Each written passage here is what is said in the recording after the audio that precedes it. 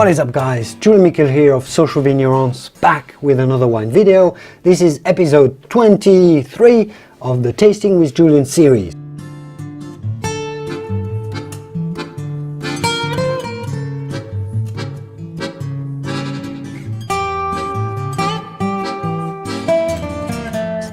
As I was working on a video project, I was given the chance to taste a range of different Malbecs from Argentina, red wines, famous Malbec red wines from Argentina, from $20 all the way up to nearly $100 through a $50 Malbec wine. So I thought simply I would just share my thoughts about should you spend more money on your Malbec from Argentina. Is it worth spending $100 versus $20, or maybe go for the $50 one? Let's find out and dig into these Malbecs. For those of you who don't know, Argentina is actually the fifth biggest wine producing country in the world, just after the United States and obviously Italy, France and Spain. So large producing nation. We have three wines from Mendoza, the biggest wine producing region in Argentina, that makes some of the best Malbec wines in particular. So let's start off with Terrazas de los Andes High Altitude Vineyards Malbec 2015. This is the wine that you should be able to find in many wine shops. It is made by Bodegas Chandon, so the branch of Moet Chandon in Argentina, so large French wine luxury group. It's called Terrazas because the vineyards are planted at different altitudes around the Mendoza region, so we're talking pretty high altitude, above 2,500 feet. So let's see what it tastes like. So definitely a rich, quite dense a color, some purple hues to it. It is definitely typical of Malbec in its expression. It's pungently fruity, you get fresh blackberry, some raspberry, coulis in there, the typical hint of anisey and mint that is typical of Malbec, touch of vegetal, lifted vegetal, and also the spicy pepperiness to it. So it's a lively, vibrant nose. You definitely want to dig into it. It's fruity, it's charming, it's elegant as well. Seems that it's well made. Let's find out.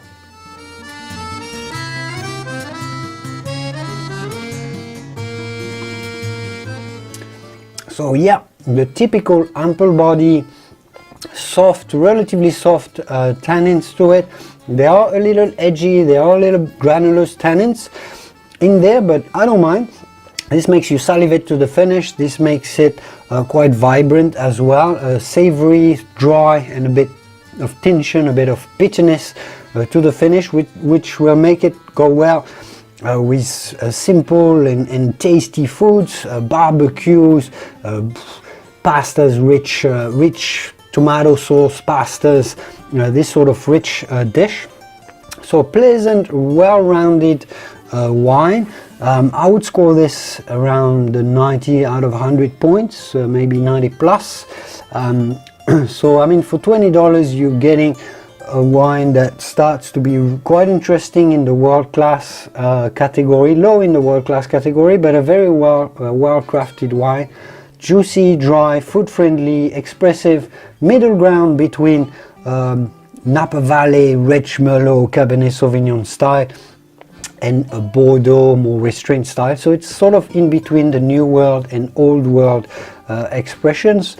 So for $20, I mean, you're getting a lot of wine for the bucks. So very well crafted Terrazas de los Andes Malbec that I can definitely recommend. An excellent buy.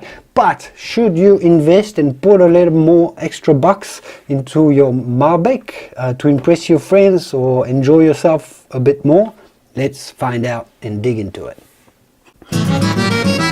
So for $50, so 2.5 times the price. Yep, it's a jump up, but you know, wine is expensive to produce. It can be. For $50 you can buy from the same producer, Terrazas de los Andes, single vineyard Malbec. called Las Compuertas, so that's the vineyard.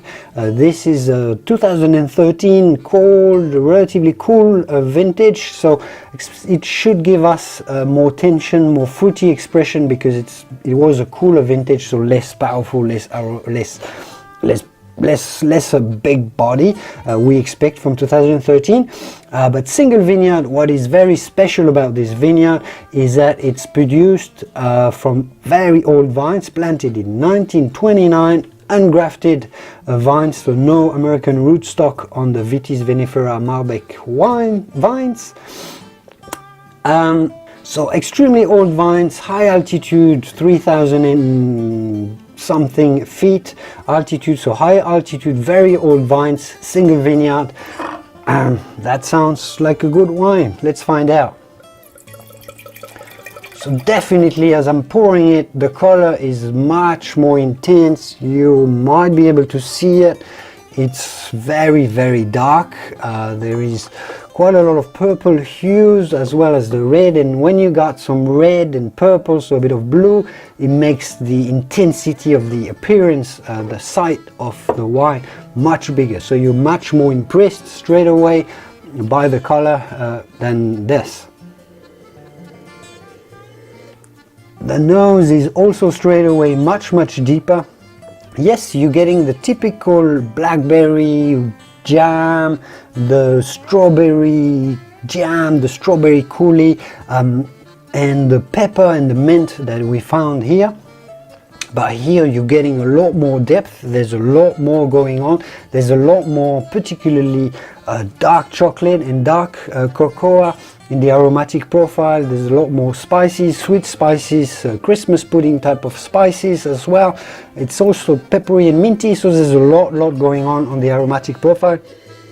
So you can spend 5 minutes smelling this wine and you'll still find different notes, whereas this, there was maybe 4, 5, 6 different notes. There's about 20 or 25 different notes that you can pick up and pick out smelling this wine. So that's a good sign.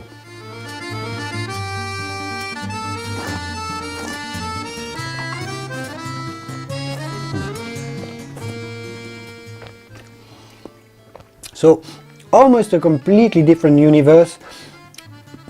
We are on the same spectrum of black ripe fruit, ripe cherry, dark cherry jam with chocolate and cocoa, so it's like a forest cake. It's super dense, it's peppery, it's bursting with flavors on your palate. It's immense. Tannins are much smoother, they're much denser.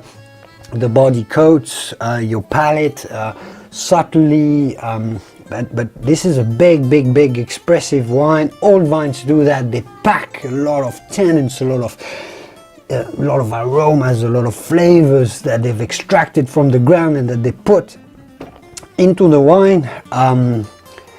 So this is definitely much more of a wine, much more interesting, super long. I can still taste it 30 seconds, 1 minute after I've tasted it.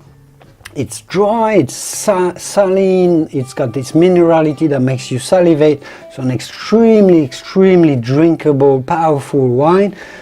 I guess it's a little less approachable, it's a little less charming because it's so big and there's so much going on. So I guess if you're just looking for a simple, fruity, enjoyable, peppery wine, $20 is great. But for $50 you're getting much more than 2.5 times the wine. You're getting 3 or 4 times more concentration in tannins. 2013 Las Compuertas. This is a 92 out of 100 points wine. So definitely going into that high-end world-class type of wines, and that's the 90 years old vines. I mean, how often do you taste wine made from 90 years old vines? But let's move on to the big boy, the big baby. This is a Cuvelier de los Andes Grand Malbec, vintage 2014. So this is made by Bordeaux Grand Cru makers, the Cuvelier family that makes this wine, invested in Argentina, but they own Grand Cru classes of Médoc, of Bordeaux estates, top Bordeaux estates. including Léoville-Poiferré in Saint Julien. Julien, like me, that's great. So that's a good sign, I guess. But more seriously, this Grand Malbec is fermented in barrels, which is quite rare. Normally wine is fermented in tank and then matured in barrels. This is fermented straight away in barrels to integrate the oak better and smoothen the tannins firsthand. What else? This is a selection of the best Malbecs from the Cuvelier vineyard, which is a relatively small 115 acres vineyards in Mendoza, in the Valle de Vista, Flores, in the Valle de Uco. So everything says that this should be a very good wine. It's crafted, it's with consulting winemaker Michel Roland, a winemaker I actually worked for and with a while ago, top high-end, most famous flying winemaker that makes top wines all around the world, in Rioja, in Pomerol. He's based in Bordeaux, as well as in Napa Valley. He's behind Arlen Estate and he's behind Dalavere and Newton Estate. I think he was involved, or he's involved with Screaming Eagle as well. So top consulting winemakers. Everything is lined up for this to be a great wine. Let's find out. So color, perhaps even darker. The previous one was super dark already, but maybe it's a little denser. It does have a few more orange hues to it, which makes it a bit more profound to look at. The nose is powerful and vibrant. Much more vibrancy of fruit, surprisingly enough, as well as the same depth and maybe even more depth to it. This has got an ashy character to the aromatic profile, so a lot of vibrant raspberry coulis, strawberry jam, ripe cherry, blackberry, very dense, loads of sweet spices to the nose, this dark cocoa, and this savory ashy character. But the fruit surprisingly is very lively, very expensive as well, so deep but also very fruity, which is fantastic. Let's try it.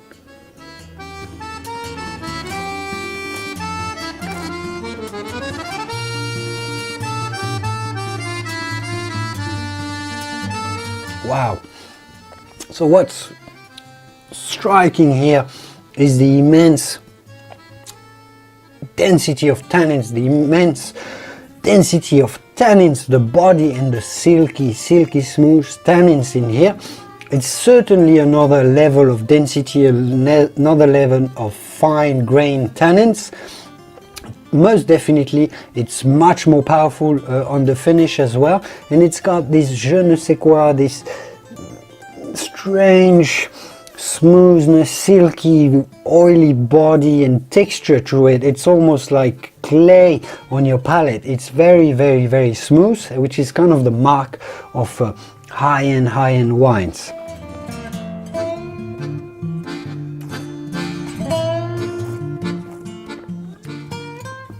This is getting towards the 95 out of 100 points wine, so definitely high up. It's got the big New World expression of fruit, together with the refinement and the savoriness from the oak that you get more out of Bordeaux in general, and sometimes great wines of Napa Valley as well.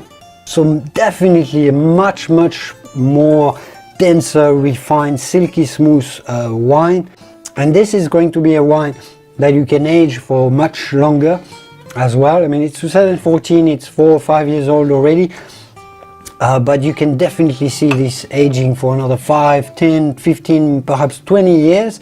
So this is a wine you can actually buy a case of and cellar it for 10 or 15 years, and you open a bottle every 2 or 3 years. So a wine to invest on, a wine to cherish, a wine for special occasions.